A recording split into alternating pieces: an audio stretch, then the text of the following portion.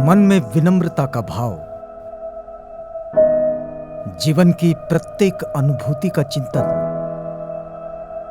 चित्त की चंचलता की संयमित साधना, जीवन के अनित्यता की समझ निब्बाण के रास्ते खोल देती है। आज की बात। आज की बात, स्वागत। आप जानते हैं कि आज की बात में हम तथागत बुद्ध के वचनों के मार्गदर्शन से जो कुछ हमारे लिए आता है उसे हम अपने पक्ष में समझने का ये प्रयास कर रहे हैं। और इस कड़ी में हमने पिछली बार देखा था कि किस तरह दिशाओं की जो बात परंपरा में चलती है उन दिशाओं को बुद्धिज़्म में किस तरह से लिया जाता है। आज हम देखेंगे कि जो निचली दिशा होती है वो निचली दिशा ये वास्तव में दास यानी कि नौकर की दिशा होती है। और इस पर मालिकों का, जो नौकरों पर राज करते हैं, उनका अपना क्या कर्तव्य बनता है, इस पर क्या मार्गदर्शन आता है, ज़रा देखते हैं। देखिए कि निचली दिशा के मार्गानुसार मालिक को सेवकों से व्यवहार में 5 तरह की चीज़ों का बिल्कुल ध्यान रखना चाहिए। एक तो पहली बात कि सेवकों की जो क्षमता है उन सेवकों की क्षमता के अनुसार उन्हें काम दे। कई बार ऐसा होता है कि जिन पर काम सौंपा जाता है उनकी वो क्षमता नहीं होती, लेकिन मालिक अपनी मालिक वाली अहंकार के कारण वो उसे ऐसे काम सौंप देता है कि जो वो कर नहीं पाता और वो उसके लिए बोझ हो जाते हैं।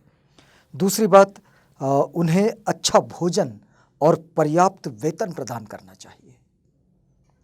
ये बौद्धों की जीवनचर्या का बड़ा ही महत्वपूर्ण अंग है कि ये जैसा जीवन अपने स्वयं के लिए चाहते हैं वैसा ही जीवन वे अपने साथियों के लिए और अपने जीवन को उन्नत बनाने वाले सब लोगों के लिए चाहते हैं। अपने आसपास में भी ऐसा ही बेहतर जीवन बनाते रहना चाहते हैं। तो ये जो विशेषता है कि उन सेवकों को भी, उन नौकरों को भी उतना वेतन मिले कि जिससे उनका जीवन बेहतर रहे और मालिक भी अपने आप में खुश रहे। एक तीसरी बात आती है कि उत्तम भोजन उनसे बांट कर खाना। ये बड़ी महत्वपूर्ण बात है कि मालिक और नौकर दोनों अपना भोजन एक दूसरे के साथ बांट कर खाएं और उचित समय पर सेवकों को अवकाश देना, उन्हें छुट्टी भी देना। अधिकतर ये होता है कि नौकरों को छुट्टी नाम का कोई प्रावधान नहीं होता और बस उनको काम काम और काम ही करना होता है। लेकिन ये बात ठीक नहीं, उनको अवकाश भी देना चाहिए और बदले में सेवकों ने मालिकों की जो नौकरी है उसको करते हुए ये बात ध्यान में रखनी चाहिए कि वे अपने काम में दक्ष रहें, अपने काम में कोताही ना बरतें। दूसरी बात, वे ईमानदारी से इस काम को करें। इसमें विश्वास ये बड़ा महत्वपूर्ण अंग है। तो ये नौकरों की भी अपनी जिम्मेदारी होती है कि वो विश्वास अपने मालिकों का जीते। और उसके आगे की बात है कि अपने काम में कुशल होना चाहिए और बुराई या निंदा नहीं करनी चाहिए, अपने काम को करना चाहिए। बुराई और निंदा ये कोई काम नहीं होता है। और इस प्रकार निचली दिशा के अनुसार मालिक और सेवक इन दोनों के संबंध शांत और प्रसन्न बने रहेंगे। अब देखिए कि जो ऊपर की दिशा है, हमने आपको बताए थे कि ऊपर की दिशा मतलब ये श्रमणों की दिशा है, जो हमारे जीवन के सामने तथागत बुद्ध ने जिन वचनों को दिए हैं उन वचनों का एक आदर्श रूप प्रस्तुत करते हैं और वे होते हैं श्रमण। तो ये श्रमणों की दिशा है। इस दिशा में सेवा इस प्रकार करनी चाहिए कि काया, वाचा और मन से श्रद्धापूर्वक उनकी सेवा करनी चाहिए। श्रमण जो हमारे आदर्श होते हैं उनकी काया, वाचा और मन तीनों के द्वारा उनकी सेवा करनी चाहिए और उनके आगमन पर उनका आदर सत्कार करना चाहिए, उनकी शिक्षा को सुनना चाहिए, उसका पालन करना चाहिए और उन्हें भेंट दक्षिणा देनी चाहिए। हम अगर महामंगल सूत्र को देखते हैं तो तथागत यही बात बताते हैं। तथागत कहते हैं कि भाई गुरुजनों की सेवा करना, उनका आदर सत्कार करना, उनको भेंट देना, ये जीवन का उत्तम है और मंगल है। अब बदले में श्रमण को क्या करना चाहिए?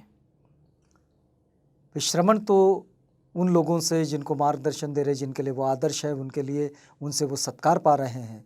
लेकिन उन्होंने क्या करना चाहिए? तो उन्होंने सबसे पहले अपने मन से पाप का, बुराई का त्याग कर लेना चाहिए और पुण्य का संचय करना चाहिए। करुणामय हृदय रखना, धर्म मार्ग दिखलाना और शिक्षा को पूर्णता से सिखाना, ये उनका बड़ा कर्तव्य है कि वो जो कुछ जानते हैं, जितनी कुछ शिक्षा उनके पास है, उस पूरी शिक्षा को उन्होंने सिखाना, पढ़ाना, ये उनका कर्तव्य है। और उन्हें शांति की प्राप्ति करवाना। इस प्रकार उन्हें शांति की प्राप्ति करवाना मतलब उन अनुयायियों को जिनसे वो आदर पा रहे हैं। इस प्रकार शिक्षा प्रदान करने वालों की ऊपरी दिशानुसार शांति और दुख रहित जीवन बना रहेगा। ये जो 6 दिशाओं की वंदना करने वाला मनुष्य है, ये बाहरी संकटों को रोकने के लिए ऐसा आचरण नहीं करता। वह अपने मन से पैदा होने वाली विपत्तियों से बचाव हेतु सावधान रहने के लिए इन दिशाओं की वंदना करता है। ये फर्क है बौद्धों की जीवन शैली में और अन्य लोग जिन्होंने अपने जीवन को यापन करने के लिए जो जो मार्ग अपनाया है उनमें। इसमें ये जो 6 दिशाओं का सम्मान करने वाला जो मनुष्य है, ये कोई किसी बाहरी संकटों से बचने के लिए, अपनी रक्षा करने के लिए इन दिशाओं का सम्मान नहीं करता है। तो ये किस लिए करता है? तो ये अपने मन में पैदा होने वाली विपत्तियों से बचने के लिए। अपने मन में जो बुराइयां पैदा होती हैं, अपने मन में जो विपत्तियां पैदा होती हैं, अपने मन में वो ऐसी भावनाएं पैदा होती है जिनके कारण हम दुखी हो जाते हैं, उन भावनाओं से निजात पाने के लिए बुद्धिस्ट इस आचरण शैली को अपनाते हैं। मनुष्य को इस बात का विवेक करना चाहिए कि किसके साथ मित्रता करें और किसके साथ ना करें, क्योंकि ये एक बड़ा ही महत्वपूर्ण प्रश्न है। लोगों के सामने हमेशा खड़ा हो जाता है कि मित्रता किसके साथ करें और किसके साथ ना करें। तो मित्रता की इस बात को हम बताएंगे आपको अगली कड़ी में। तो इस कड़ी में यही रुकते हैं कि हमने दिशाओं पर किस तरह से काम करना चाहिए। दिशाओं पर मतलब अपने माता पिता की सेवा, अपने गुरुजनों की सेवा, अपने श्रमणों की सेवा, मित्रों की पहचान, इन सब चीज़ों पर हम किस तरह अपने जीवन को आगे बढ़ाएं, इस बात के साथ हम लोग आज की कड़ी में यहाँ रुकते हैं, इस वादे के साथ कि कल पुनः आपसे भेंट होगी जब हम अगली कड़ी में इस बात पर चर्चा करेंगे कि मित्रता किससे करें, किससे ना करें। आज की बात।